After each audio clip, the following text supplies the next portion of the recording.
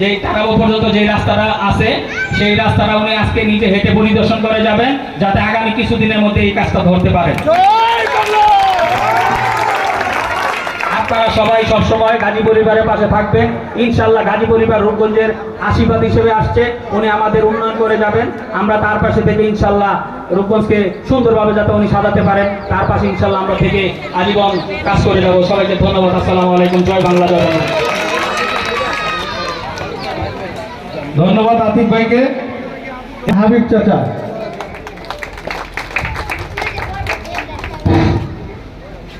বিসমিল্লাহির রহমানির রহিম।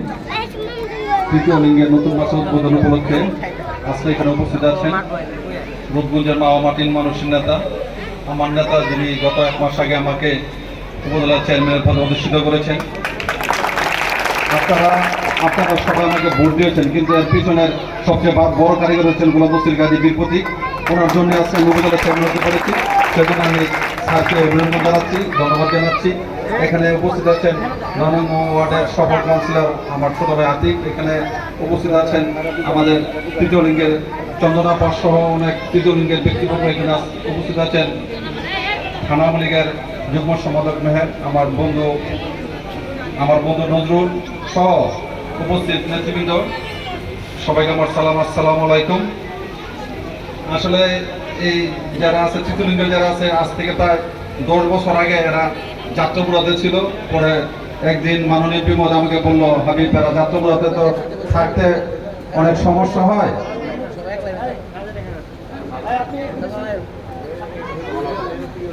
আমাকে মাননীয় এমপি মহোদয় বলেছেন যে এদের একটা জায়গার ব্যবস্থা করো। পরে আমরা এইখানে এদের জন্য জায়গার ব্যবস্থা করেছি। এখানে গর্ত ছিল, এটা মাটি ভরাট করে এখানে মাননীয় এমপি মহোদয় এদের টিন দিয়ে ঘর করে দিয়েছেন। এদেরকে গাবি কিনে দিয়েছেন, যাতে এরা স্বাবলম্বী হতে পারে। মাননীয় এমপি মহোদয় আমরা অনেকেই দেখা গেছে তৃতীয় লিঙ্গ বা অনেক ব্যক্তিদের পছন্দ করেন, কিন্তু মাননীয় এমপি মহোদয় সবাইকে পছন্দ করেন। উনি সকলেরই এমপি। উনি এদেরকে এবং ওনারা যতবারই গেছেন ততবারই মাননীয় এমপি মহোদয় ওনাদের জন্য কিছু না কিছু করেছেন। এদের সামনে যে মন্দিরটি দেখা যাচ্ছে, মাননীয় এমপি মহোদয় আমাদের যে গত মাসিক মিটিংয়ে এটার জন্য 5 লক্ষ টাকা বরাদ্দ দিয়েছেন। ইনশাল্লাহ অল্প কিছু দিনের মধ্যে এরা এই 5 লক্ষ টাকা পেয়ে যাবে। আপনারা যারা তৃতীয় লিঙ্গের আছেন তারা আরও শুনলে খুশি হবেন। চন্দনা বসেন, শুনলে খুশি হবেন। এই মাত্র মাননীয় এমপি মহোদয় আলোচনা করেছেন। আপনাদের যে জায়গাটি আছে, আমাদের যে মাসিক মিটিং আছে সামনের পরের বৃহস্পতিবার মাননীয় এমপি মহোদয় বলেছেন আপনারা ওই বৃহস্পতিবার দিন মিটিংয়ে যাবেন। মিটিংয়ে গিয়া আপনাদের এই জায়গার বিষয়ে আলোচনা করবেন, তখন মাননীয় এমপি মহোদয় আপনাদের এই জায়গার ব্যবস্থা করে দিবে।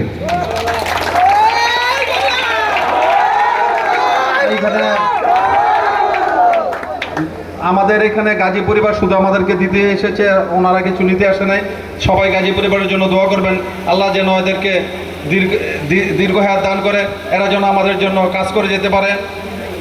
এই যে এখন এখানে অনুষ্ঠান হচ্ছে, অনুষ্ঠান শেষে মাননীয় এমপি মহোদয় গাড়ি যোগে যাত্রামোড়া যাবেন না, উনি আপনাদের যে রাস্তাটি আছেন এই রাস্তাটি কীভাবে সম্প্রসারিত করা যায় সেজন্য উনি এখন নিজে পায়ে হেঁটে যাত্রামোড়া যাবেন, গিয়ে রাস্তাটি দেখে পরবর্তী ব্যবস্থা গ্রহণ করবেন।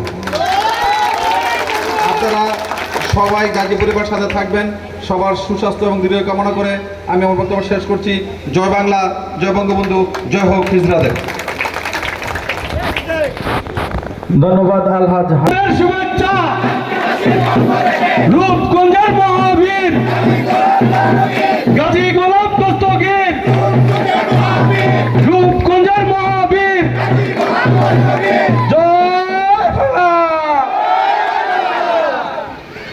বিসমিল্লাহির রহমানির রহিম। আজকে তৃতীয় লিঙ্গের একটা সুন্দর অনুষ্ঠান। তারা একটা দ্বিতল বাড়ি করেছে। সেই দ্বিতল বাড়ি উদ্বোধন উপলক্ষে আমি আমার উপজেলার চেয়ারম্যান এবং ওয়ার্ড কাউন্সিলর সহ আমার দলীয় নেতৃবৃন্দ সবাই এখানে এসেছি। তাদের এই উৎসবকে উৎসবমুখর করার জন্য আমরা এখানে উপস্থিত হয়েছি।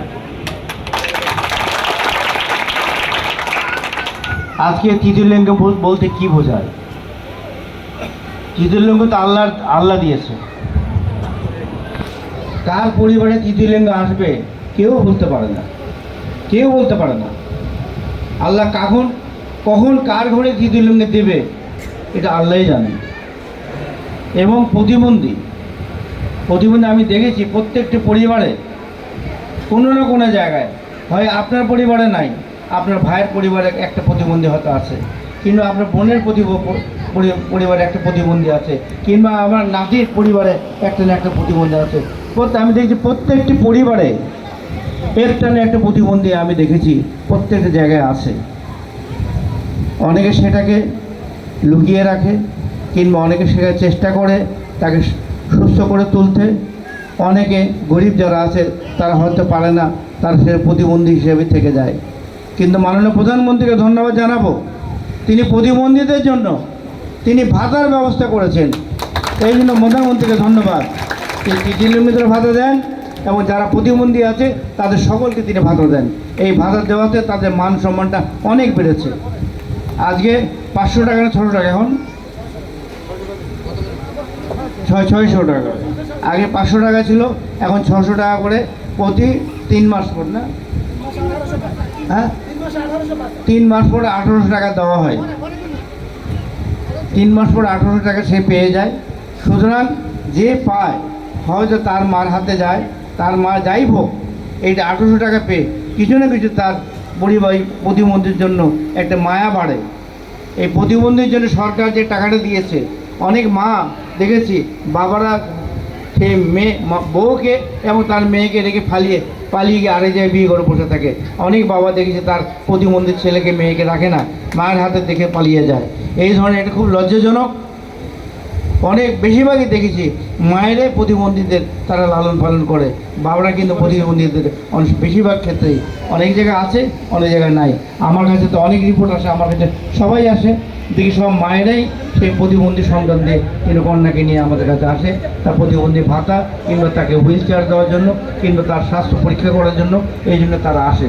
কিন্তু এই ধরনের ব্যবস্থা আমার প্রধানমন্ত্রী, মাননীয় প্রধানমন্ত্রী শেখ হাসিনা তিনি করে দিয়েছেন। তিনি আমাদের হুইল চেয়ার দিয়েছেন, তাদের জন্য স্বাস্থ্যের চিকিৎসার ব্যবস্থা করে দিয়েছেন। এই জন্য মাননীয় প্রধানমন্ত্রীকে আবারও ধন্যবাদ জানাই আমি। একসময় তৃতীয় লিঙ্গের ভোটাধিকার ছিল না, কিন্তু মাননীয় প্রধানমন্ত্রী তাদের ভোটের অধিকার দিয়েছেন।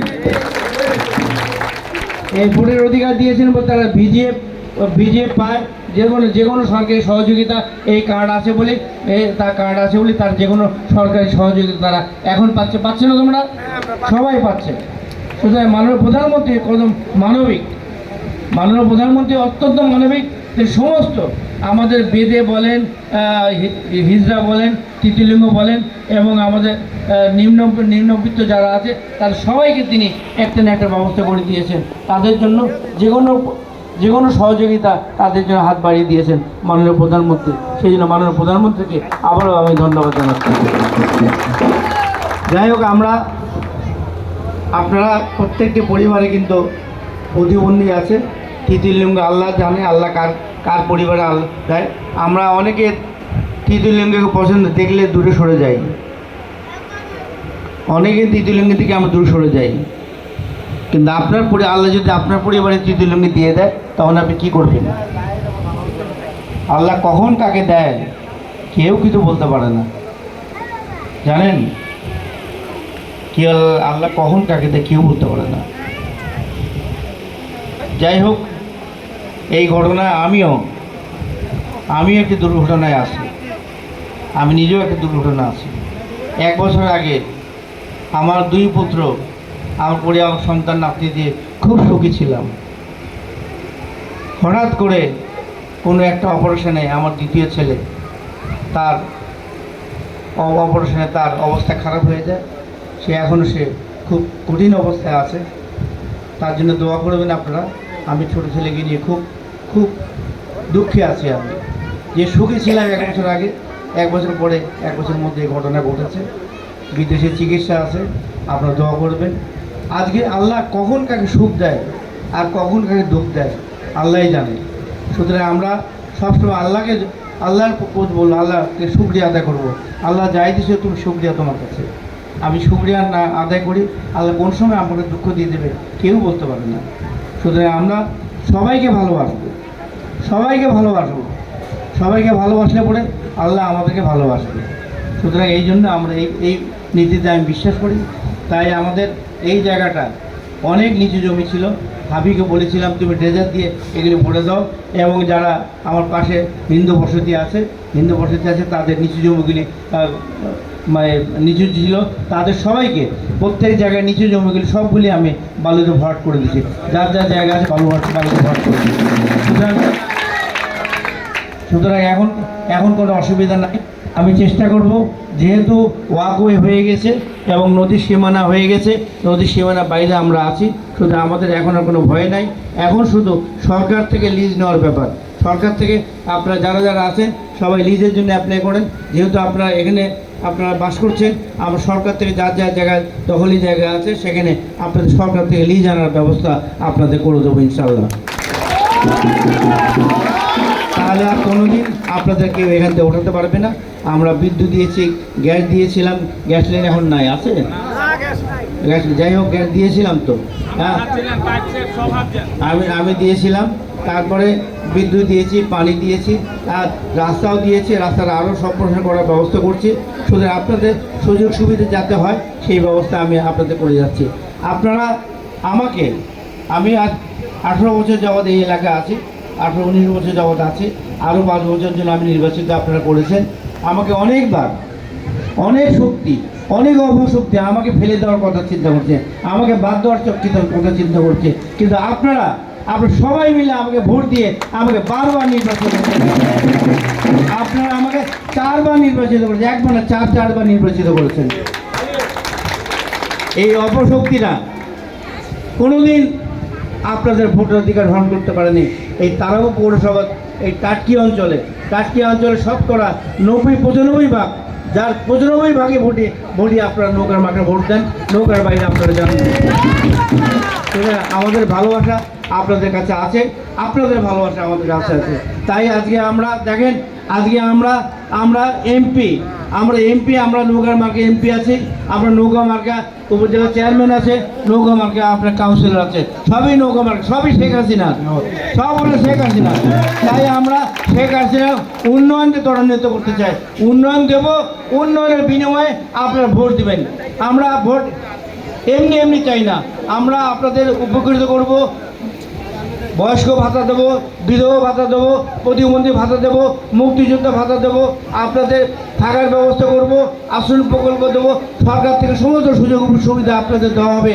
তাই আপনাদের উন্নয়নের বিনিময়ে আমরা আপনাদেরকে শুধু নৌকা মার্কা ভোট চাই। নৌকা মার্কা ভোট পেলে পরে আমাদের মাননীয় প্রধানমন্ত্রী শেখ হাসিনা 2041 সালের মধ্যে এটা উন্নত বিশ্ব হয়ে যাবে। আজকে দেখেছেন যে ওয়াকওয়ে হয়েছে, এইটা একটা সুন্দর একটা ব্যবস্থা। আপনার এই ওয়াকওয়ে দিয়ে আপনারা কত সুন্দর একটা দৃশ্যমান আপনি করতে পারছেন। এটা কার করেছে? মাননীয় প্রধানমন্ত্রী শেখ হাসিনা সেই ওয়াকওয়েটি করে দিয়েছে। সুতরাং আমরা এখন যাব এই রাস্তা দিয়ে আমরা এটাকে চওড়া করে, যাতে আপনারা গাড়ি ঘোড়া নিয়ে আপনারা সেই যাত্রা মোড়ে যেতে পারেন, সেই ব্যবস্থা ইনশাল্লাহ আমরা করে দেবো ইনশাল্লাহ। যাই হোক, আপনারা ভালো থাকবেন। যে কোনো সুযোগ সুবিধার জন্য আপনারা আমাদের কাছে আসবেন, কারণ এই সরকার শেখ হাসিনার সরকার উন্নয়নের সরকার। আমরা সবসময় উন্নয়নে বিশ্বাসী। আপনাদের কোনো কষ্ট হলে আপনাদের কাছে আসবেন, সেই কষ্ট আমরা শেষ করব। আমরা কষ্টের বিনিময়ে আমরা আমাদের উপকার করব, কষ্ট যাতে আমাদের দূর হয় সেই ব্যবস্থা আপনাদের করবো ইনশাল্লাহ। আপনাদের ধন্যবাদ। খোদা হাফেজ। জয় বাংলা, জয় বঙ্গবন্ধু। সবাইকে আসসালামু আলাইকুম।